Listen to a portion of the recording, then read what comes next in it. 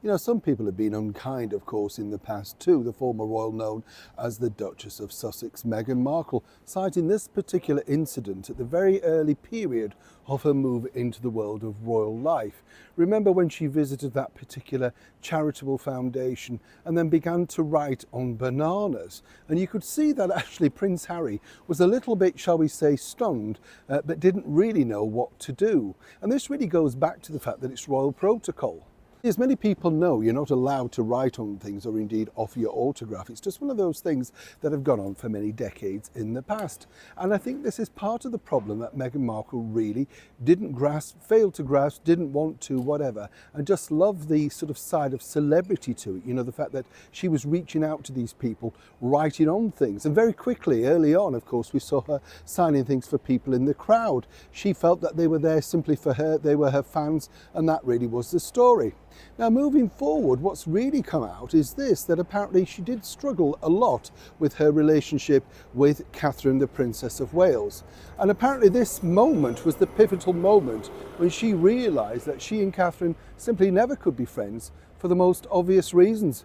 Let me explain. Lovely to see you today. Thank you so much for your time as ever. And thank you also for your comments regarding London closing down, all that sort of stuff. Yeah, it's fascinating what we have, isn't it? That you don't necessarily know you're paying for. You know, this is what I find strange. What does this person do? And can we all have a job like that? You know, I mean, if I'd have known it was advertised, I'd have gone for that job. Not bad, is it? Just wandering around at night time saying, oh, what can we do to help you?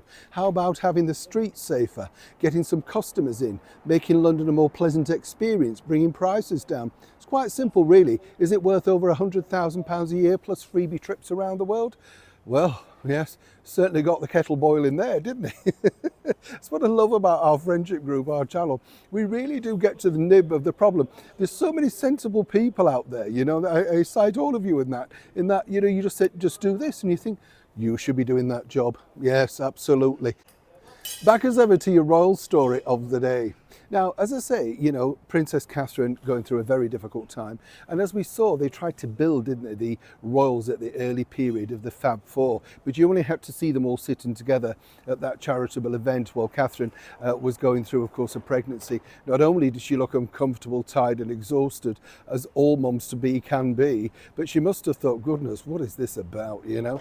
And you could sense the fact that there was no friendship there, even at that point. You know, of course, the famous Wimbledon pictures, which is now back on currently, again, you could understand that Catherine was doing the royal duty, whereas Meghan was sort of turning up looking like she decided to come out after a night out of partying or something. Just simply didn't work.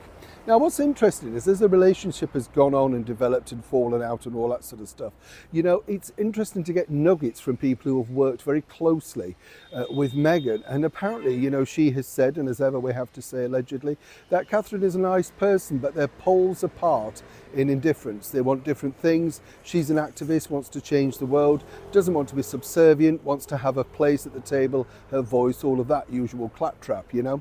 And what's interesting is she wouldn't be any of those things without marrying into that particular family. Prince Harry opened those doors 100%. She couldn't do it on her own, but she tried her very best. Now, what's interesting also is apparently the final insult for Meghan from Catherine was simply this. If you recall, a couple of years back now, she attended a wonderful event with some children, and the children basically said, oh, you know, can I have your autograph? As children do, because they don't take any notice of protocol, do they?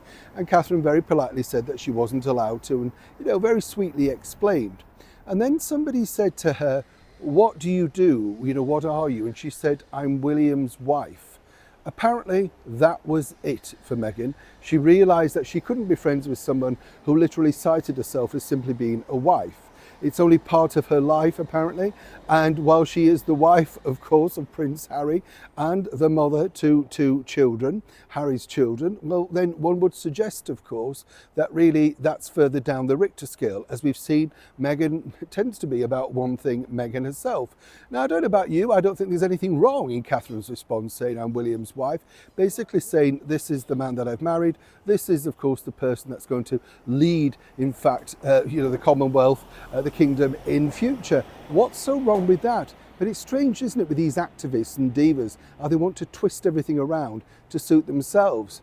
Now, this was from an excellent source, but do you agree or disagree? Was Catherine wrong to cite herself like that? And could you have ever seen Catherine and Meghan truly bonding over cups of tea, whatever, and becoming chums? I could never see it, even from the very off. But could you? Neil Sean in the very heart of London.